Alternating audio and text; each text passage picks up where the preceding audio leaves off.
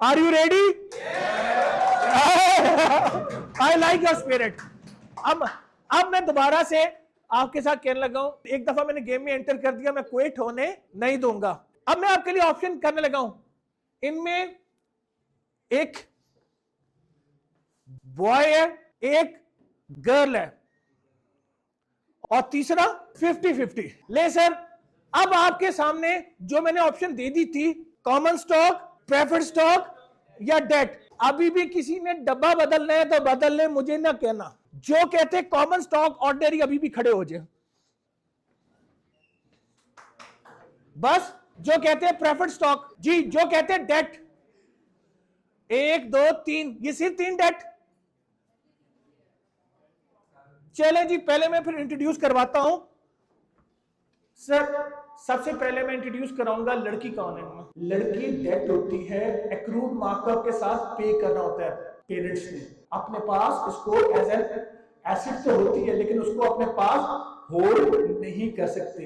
अब सेकंड, चले जी preferred stock खड़े हो जाए। Preferred stock is called hybrid security. किसे कहते हैं? तो हाइब्रिड का मतलब क्या होता है? 50-50। और कॉमन स्टॉक इज कॉल्ड। तो बेटा ये थोड़ी सी आपको एक चीज पता होना चाहिए कि आप एक खुद इट सेल्फ बैलेंस शीट है। अगर आप उसको खुद से समझेंगे तो आपके लिए कोई चीज मुश्किल नहीं होगी। यहां थोड़ी सी हम बात करेंगे, इन्वेस्टमेंट विजडम की बात करेंगे, और सक्सेस प्रिंसिपल्स क्या होते हैं। अगर आपको इन्वेस्टमेंट की पॉलिसीज पता चल जाए तो आपको फिर इन्वेस्टमेंट करना आपके लिए कोई मुश्किल नहीं। The most important investment you can make is in yourself. आप क्या करने जा रहे हैं, जो सबसे इंपॉर्टेंट है। इन्वेस्टमेंट कोई वीडियो गेम नहीं है। इन्वेस्टमेंट कोई वीडियो गेम नहीं है। यहां जो मकसद है कि इन्वेस्टमेंट की पॉलिसीज को समझना, कि अगर आप कहीं इन्वेस्टमेंट करने जा रहे हैं तो उसकी स्ट्रैटेजी क्या होगी।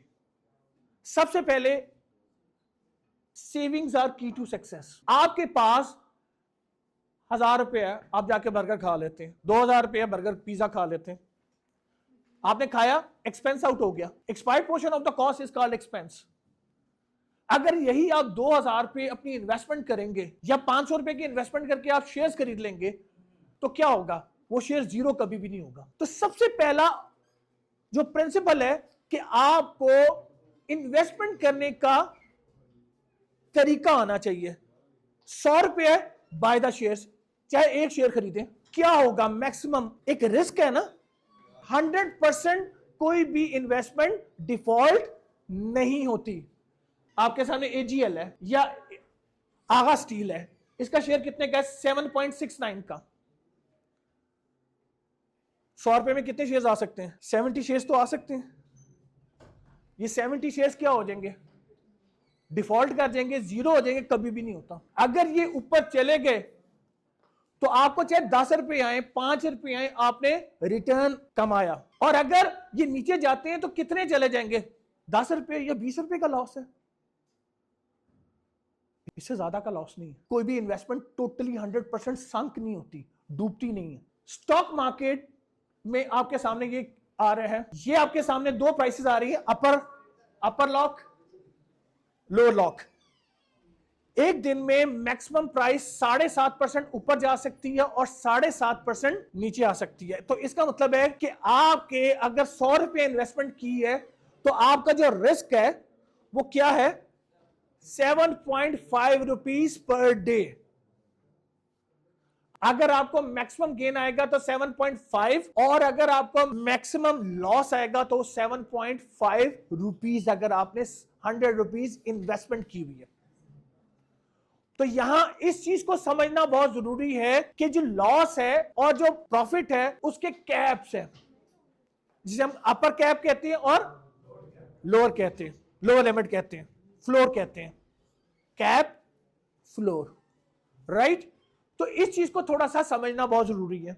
अगर आपको यह चीज समझ आ जाए तो मार्केट में इन्वेस्टमेंट बहुत आसान है, राइट।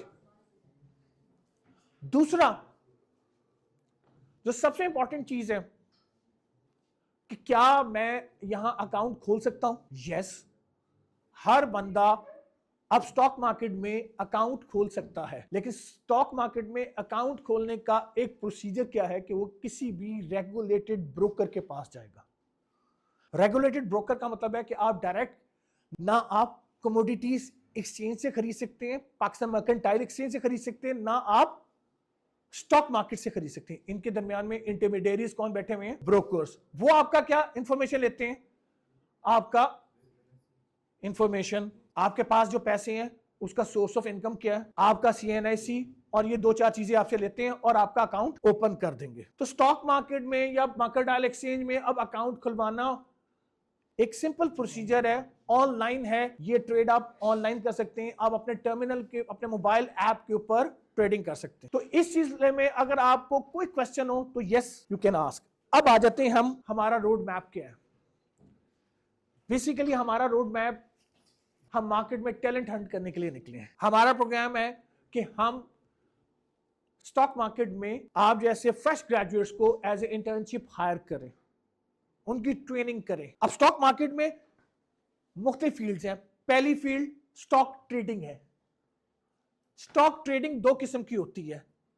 पहली ट्रेडिंग जिसे हम कहते हैं स्कैल्पर्स, डे ट्रेडर्स, जो सिर्फ आज प्रॉफिट या लॉस लेके एग्जिट हो जाते हैं, वो नेक्स्ट डे पे नहीं जाते, उसे हम क्या कहते हैं? Scalpers, day traders. वो उनके पास इन्वेस्टमेंट्स नहीं होती, वो सिर्फ लेवरेज पे आते हैं। लेवरेज का मतलब है कि वो लोन लेते हैं, ट्रेड करते हैं, प्रॉफिट एंड लॉस को बुक करते हैं और चले जाते हैं। दूसरे इन्वेस्टर्स कौन होते हैं? जो डिलीवरी पैक करते हैं, जो इन्वेस्टमेंट रियल टाइम करते हैं for the long term basis. जो लॉन्ग टर्म इन्वेस्टमेंट करते हैं वो हमेशा विन विन लेवल होता है।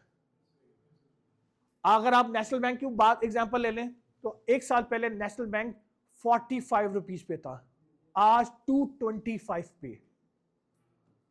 कितना गेन है? More than 500%, 5 times price appreciate कर चुकी हुई है,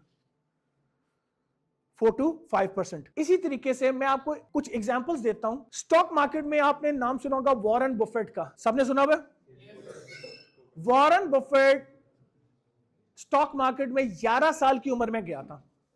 उसने 6 शेयर्स खरीदे जिसमें 3 अपने थे, 3 अपनी सिस्टर के थे। उसने 25 के लिए डॉलर के लिए और $27 में उसने सेल कर दिए। बाद में उसकी प्राइस 228 होगी। उसमें अपनी स्टोरी में लिखा कि मैंने क्या सीखा? First lesson, patience. If I will hold this stock I will gain $200। ऐसे ही है, $180 to $200। तो उसने ये अपॉर्चुनिटी लूज की, थोड़ा अरसा रख के, लॉन्ग टर्म नहीं गया। वॉरेन बफेट अपनी लाइफ में सिर्फ 2 साल, उसने 4 साल नौकरी की बेंजामिन ग्राहम के पास 1960 से 1964 के दरमियान में। वो उसे अपने टीचर मानता था, लेकिन आज वो उस टीचर का नाम इतना पॉपुलर नहीं है बेंजामिन ग्राहम का जितना वॉरेन बफेट का। वॉरेन बफेट ने एक कंपनी थी बर्कशायर हैथवे, नाम सुना होगा आपने? बर्कशायर हैथवे जी, इन्वेस्टमेंट फर्म है। 1964 में उसने उसके शेयर्स को एक्वायर करना शुरू किया और 1966 तक उसको वो एक्वायर करता गया। 60% उसने उसकी होल्डिंग दे ली। $35 से $64 तक उसने उसमें 60% होल्डिंग तक ले गया, ओनर हो गया, 60% ओनर ऑफ द कंपनी। आज आप बता सकते हो शेयर की प्राइस क्या होगी? कोई तुक्का मारे जी, क्या हो सकती है बेटा? $150 जी, $500 ठीक है। आगे 1000। और आप अपने मोबाइल पे जाके सर्च करें और लिखिए Berkshire Hathaway stock price class A shares, $7,49,000। 64 से 7 लाख पे चले गया। ओ भाई, दादाबू लेते तो आज क्या होते? सब डांस कर रहे होते हैं और कहते हैं कि मैं ही एक और कॉलेज बनाऊंगा। तो बेटा क्यों नहीं आप दादाबू बनना चाहते कि आप एक ऐसा शेयर लें कि जो आगे की तरफ ग्रोथ वाले शेयर्स हों? तो बेटा कोई वॉरेन बफेट अगर वो 11 साल का आके काम कर सकता है आप तो बिजनेस पढ़ रहे हो, आप 5 रुपए लगाने के लिए तैयार नहीं हो। असल में स्ट्रैटेजी क्या है, जो बंदा रिस्क लेता है ना वही आगे सक्सेस करता है। अगर आप रिस्क लिए बगैर सोचेंगे कि मैं दुनिया का अमीर तरीन बंदा बन जाऊं, पॉसिबल नहीं। क्यों नहीं अपने लिए सोचते? आप खुद से एंटरप्रेन्योर क्यों नहीं बनते? खुद से क्यों नहीं इसकी ओनरशिप लेते? खुद से क्यों नहीं इन्वेस्टमेंट करते? खुद से इस लेवल पे क्यों नहीं पहुंचते? क्या आप में कुछ चीज की कमी है? किसी चीज की कमी नहीं है, सिर्फ एक क्या चीज चाहिए, स्पिरिट। असल में यह सारी की सारी चीजें माइंडसेट के ऊपर है। अगर आप अपने माइंडसेट को यूज करते हुए काम करेंगे तो आप रिजल्ट्स निकाल सकते हैं।